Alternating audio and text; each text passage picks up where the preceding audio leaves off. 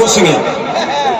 ওই বাচ্চারা যেখানে পড়ে মিড ডে মিল যেখানে হয় খায় গিয়ে, এখন তো লঙ্গর খানা হয়ে গেছে স্কুলগুলো, ওই মহামিত্র দলের নেতারা এই বাচ্চাদের মিড ডে মিল চুরি করেছে, ওনার হুঁশ নেই। তো চোর ডাকাতকে আর নতুন করে বলতে লাগবে? কিন্তু আপনাদের কথা বলি, আজকে এসেছি নতুন জায়গা, আপনারা কিছু অন্তত নতুন আপনারা জানো। আমি আপনাকে জানাতে চাই আপনাদের অধিকারটা কতটা জানতে হবে, না হলে কি ওই আসবে ভোট নেবে আর কেটে পড়বে বেটারা। আপনারা যদি আমাদেরকে সুযোগ দেন, এইগুলোকে আমরা ধ্বংস করব। দুয়ারে এমপি প্রকল্প চালাবো, ভোটের সময় দুয়ারে দুয়ারে গিয়ে মাসি পিসি খালা ফুকু ভোট দাও, 5 বছর ধরে এই বেটাকে দুয়ারেই রাখবো আমরা, যদি আপনারা আমাদেরকে সুযোগ দেন। ওই যখন ভোটের সময় বাড়িতে গিয়ে ভোট চায় না, তো আপনার সার্টিফিকেট দরকার হলে এমপির লোক আপনার বাড়ি সার্টিফিকেট পৌঁছাতে হবে। এই ব্যবস্থা আমরা করে দেবো যদি সুযোগ দেন, বা আপনাদের উপর নির্ভর করছে। একটা এমপির কাজ কি? সর্বপ্রথম কাজ, অনেক কাজ আছে, আমি 3টে গুরুত্বপূর্ণ কাজ বলবো।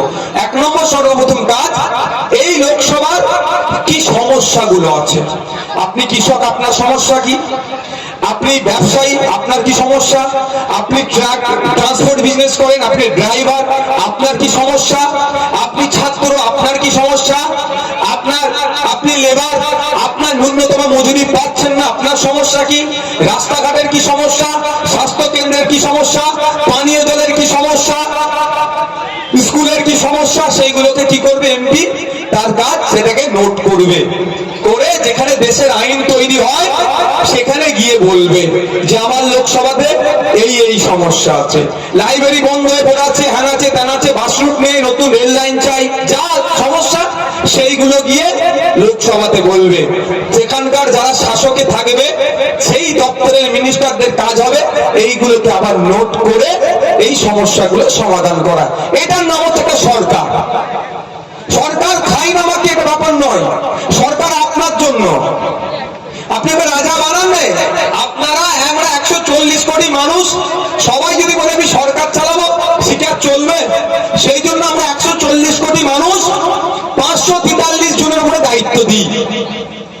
বুঝতে হবে আপনাদেরকে, আমরা 140 কোটির মধ্যে মানুষ 543 জনকে দায়িত্ব দিয়েছি ভারতবর্ষটাকে সুন্দর করে এগিয়ে নিয়ে যাওয়ার জন্য।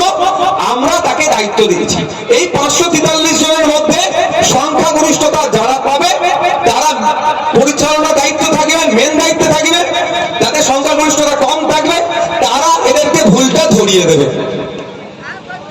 তাহলে এই এমপি মহাশয়ের কাজ তিনি কি পূরণ করেছেন? তিনি ব্যর্থ হয়েছেন। আমি ছাত্র, আমার এই সমস্যা, আমি সরকারি কর্মচারী, আমার এই সমস্যা, সবার সমস্যা শুনতে পারবে?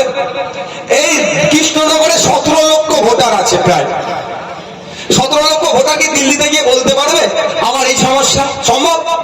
সম্ভব নয়। আর দিল্লি যদি কেউ চলেও যায়, সবার কথা শুনে আর ধৈর্য কারো থাকবে? সেই জন্য কি ভোটিং সিস্টেম।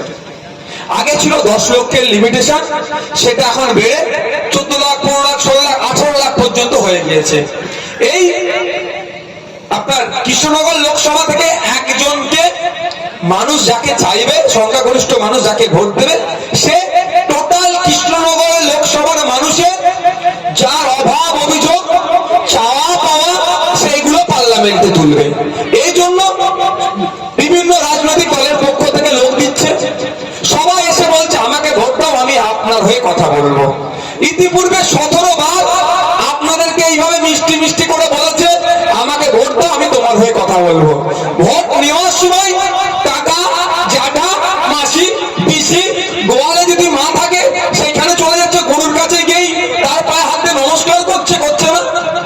সেই চাচা, সেই ফুফু, সেই খালা যখন একটা সার্টিফিকেটের প্রয়োজন হচ্ছে, অ্যাডভোকেট এমপি সাহেবা আর পাত্তা দিচ্ছে না, বরঞ্চ তার পরিবর্তে কি হচ্ছে, ওই মঞ্চে তখন কোনো বাচ্চা এসে বসে আছে, যদি এটা বসার জায়গা নয়, এই ধরনের বাচ্চাদেরকে দেখে লাওয়ারিস বলছে।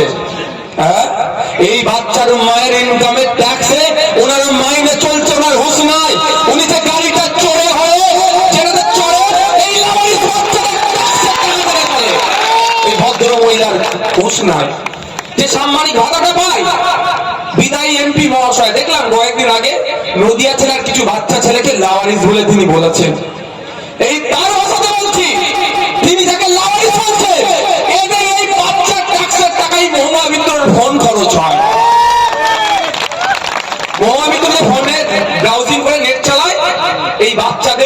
ট্যাক্সের টাকা।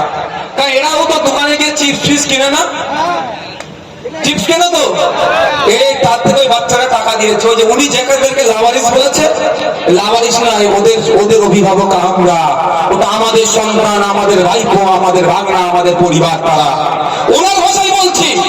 উনি যাকে লাভারিস বলেছে ওই বাচ্চাটার টাকাতে মহুয়া মিত্রর গাড়ির তেল হয়। এখন তিনি বাচ্চাটাকে ভুলে যাচ্ছেন কিন্তু ওই ভোটের আগে পর্যন্ত দেখো ওই আবার ঘুরছে বাড়ি বাড়িতে, টাকা টাকা ওর মায়ের কাছেও যাবে, ওই বাচ্চার মাকে দিয়ে বলবে আমাকে ভোটটা দেবেন, আর আবার ভোট মিটে গেলে ওই বাচ্চার মাকে আর খুঁজে পাওয়া যাবে না।